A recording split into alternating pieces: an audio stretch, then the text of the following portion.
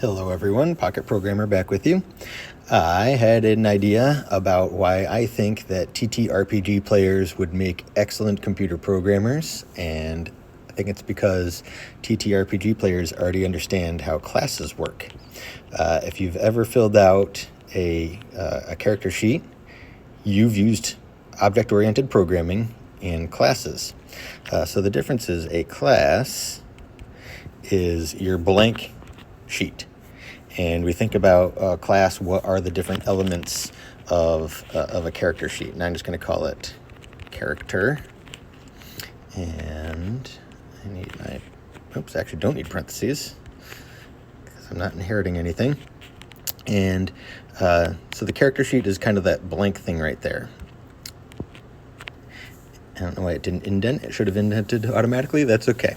I'll do my double spaces. One of the first things we need to do is initialize. So we're going to do def double underscore init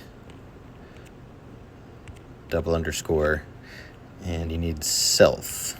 That's just saying everything in here is itself.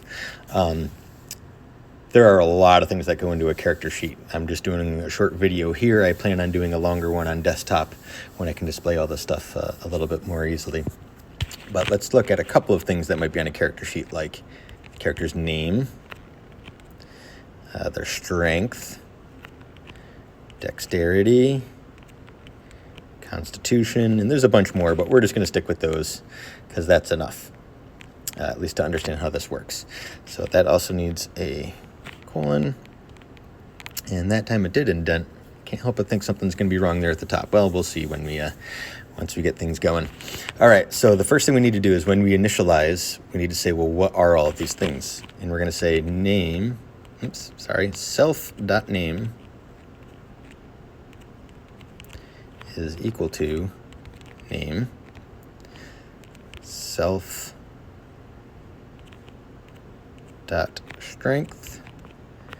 equals strength, self.dexterity equals dexterity, and self.constitution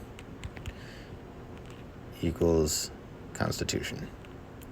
So all this is telling the computer to do is whatever the user or whatever the actual character is, whatever their name is, goes into the name. Whatever their strength is goes into the strength, and so on. So imagine all of those things being filled in, every single element of a blank character sheet. That is the actual class for computers, for object-oriented programming. A class is basically a blank character sheet. Now, an object is then a filled-out character sheet. So if I say I want to make a guy named, Derp, equals character, and then I fill out the sheet in such a way. The first thing I need is the name. Well, I said his name is going to be Derp, so that's going to be in quotes. His strength is going to be 16.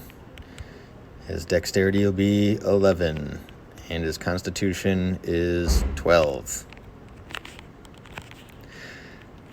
So class, with all that stuff, that's the blank character sheet. Derp is now a filled-in character sheet, and derp is the object. Once I have that, I can do all sorts of things with it. If he had different moves he could do, different equipment he had, I could access things in a bunch of different ways. But for now, I just want to do something like see if I can figure out what his strength is. So I'm going to do, a printf. Be nice if I could press the right button. There we go. Printf. And we're going to say, where's my curly braces here? There we go. Derp dot name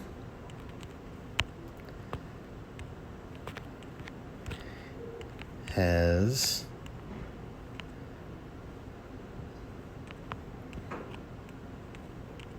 derp.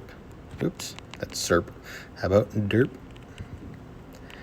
dot dex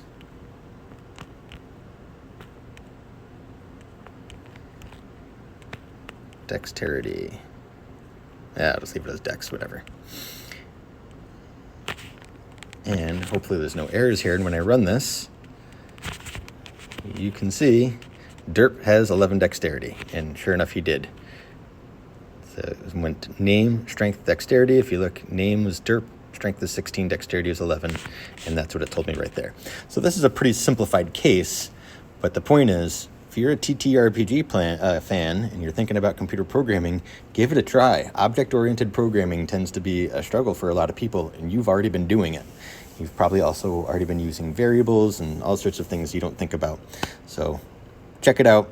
Hopefully you enjoyed this video, and hopefully when I get the full-length desktop version, you can check that out when we make an entire character sheet using Python classes. Until next time, take it easy.